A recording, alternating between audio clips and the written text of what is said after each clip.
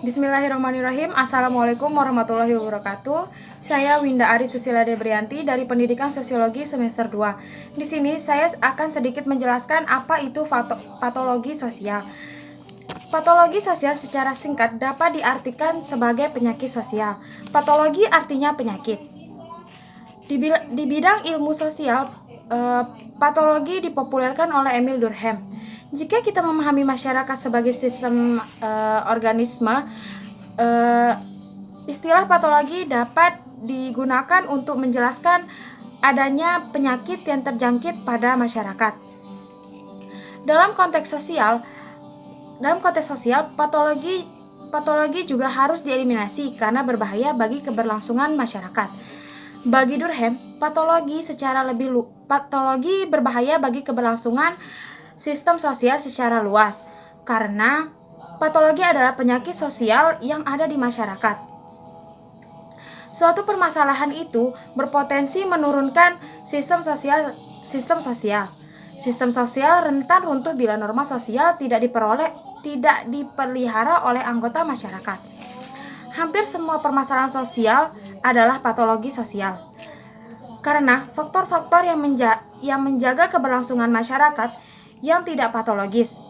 Namun, perlu diketahui, patologi sosial tidak selamanya mengancam, tergantung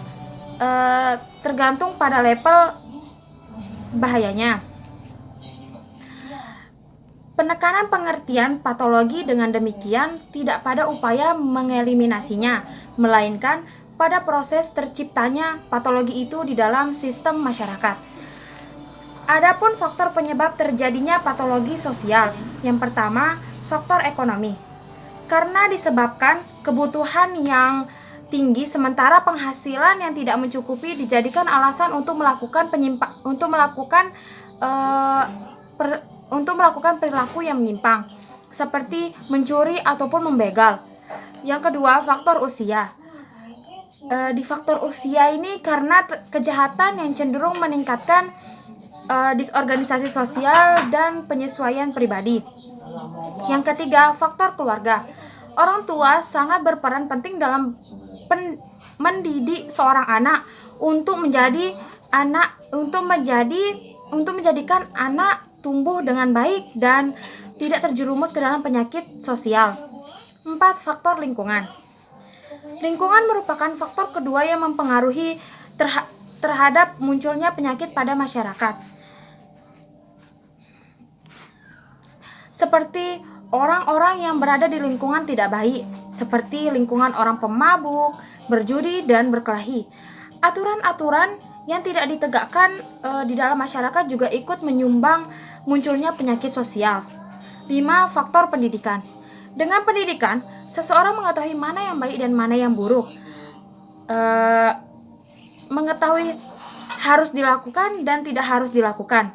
Sehingga dengan pendidikan yang baik, seseorang tidak akan terjerumus ke dalam permasalahan penyakit sosial. Yang terakhir, contoh patologi sosial. Yang pertama, rasisme. Rasisme adalah pembeda masyarakat secara horizontal. Secara ras, seharusnya tidak melahirkan perilaku yang berbeda, melainkan warna kulit tidak menentukan kelas sosial seseorang. Namun senyatanya rasisme eksis di masyarakat. 2. Korupsi. Penyakit sosial yang dapat menjangkit semua level masyarakat, dari level terendah sampai level tertinggi. Namun, korupsi sebagai penyakit yang berbahaya adalah korupsi yang dilakukan para elit. Kemiskinan menjadi patologi sosial karena kehadirannya mengancam sistem sosial.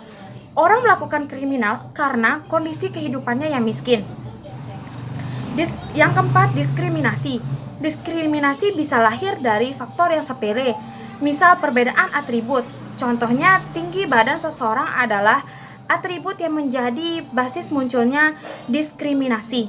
Mungkin hanya ini yang bisa saya sampaikan. Kurang dan lebihnya mohon dimaafkan.